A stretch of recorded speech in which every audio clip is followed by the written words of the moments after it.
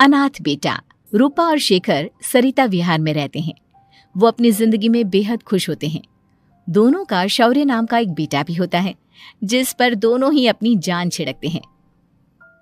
शेखर, अब तो आप शौर्य को अपनी गोद से नीचे उतार दीजिए, उसके सोने का टाइम हो रहा है।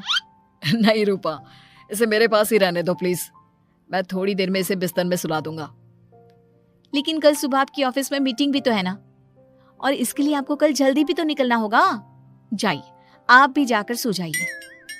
क्या यार, अभी तो मेरी गोद में आया था मेरा बेटा और तुम उसे लेकर जा रही हो। बाद में कर लेना अपने बेटे से प्यार, अभी जाकर सो जाइए। रूपा शेखर से शौर्य को ले रही होती है कि तभी शौर्य रोने लगता है। शौर्य को रोता देखकर रूपा उसे फिर से शेखर को थमा देती है। आपका बेटा ना एक नंबर का नौटंकी है, बिल्कुल आप पर गया है वो। साफ बोलो ना, तुम्हें जलन होती है हम दोनों बाप बेटे का प्यार देखकर। पहले बड़ा तो होने दो तुम शौर्य को, फिर देखना वो सबसे ज्यादा मुझे ही प्यार करेगा। देखते हैं।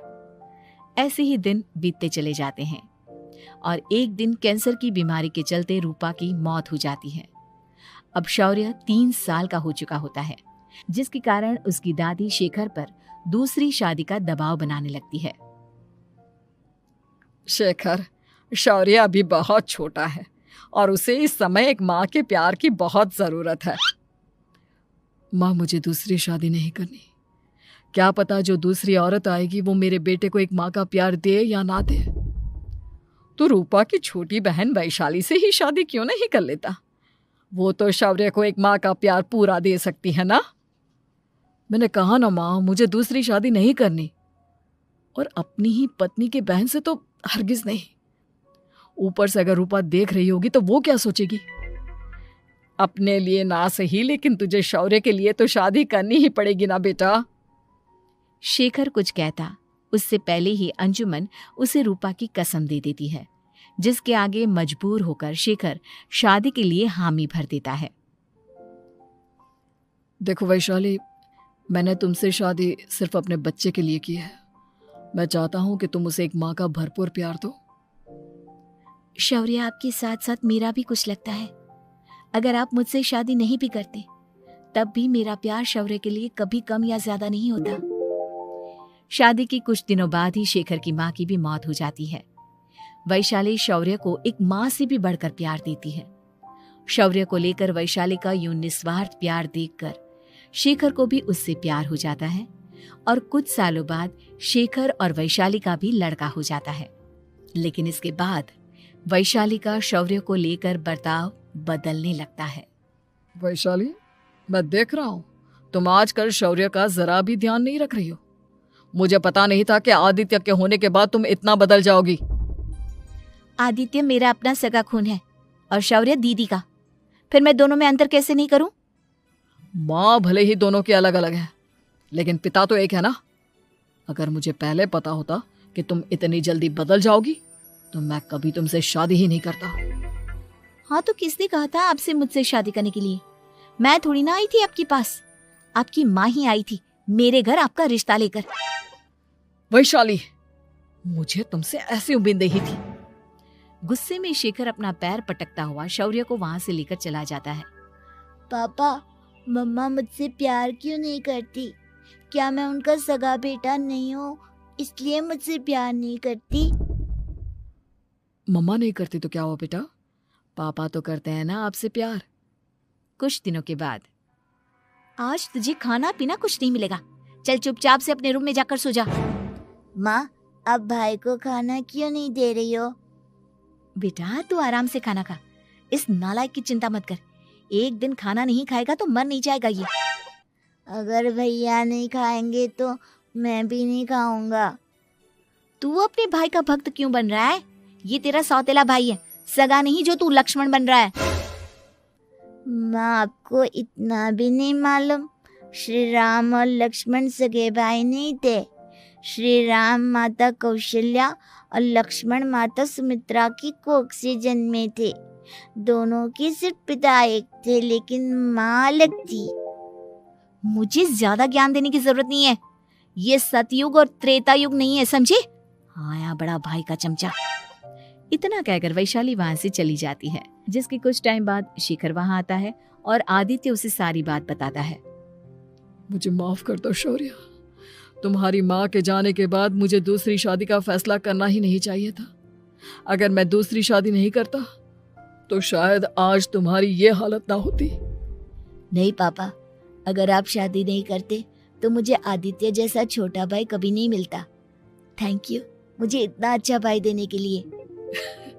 तुम दोनों हमेशा ऐसे ही साथ रहना, फिर कोई भी तुम दोनों का कुछ नहीं बिगाड़ पाएगा। चलो मैं तुम दोनों को आइसक्रीम खिला कर लाता हूँ, बहुत भूख लग रही है ना। शिखर शौर्य और आदित्य को आइसक्रीम दिलाने लेकर जाता है। वो दोनों को पार्क में खड़ा करके आइसक्रीम लेने जा ही रहा होता है, तभी तेज रफ्तार से आती हुई एक गाड़ी उसे कुचल देती है और उसी पल शेखर की मौत हो जाती है, जिसके बाद शौर्य की जिंदगी नर्क से भी बदतर हो जाती है। सुन रे चिरकुट, इस घर के किसी भी सामान को मेरी मर्जी के बगैर हाथ मत लगाना। इन सब पर अब तेरा कोई हक नहीं है, समझा? ठीक है माँ, मैं आपकी इजाजत के बगैर किसी चीज को हाथ नहीं लगाऊंगा। चल जाकर अब पूरे घर की सफाई कर। महज 7 साल का शौर्य वैशाली के कहने पर अपने नन्हे नन्हे हाथों से पूरे घर की सफाई करने लगता है।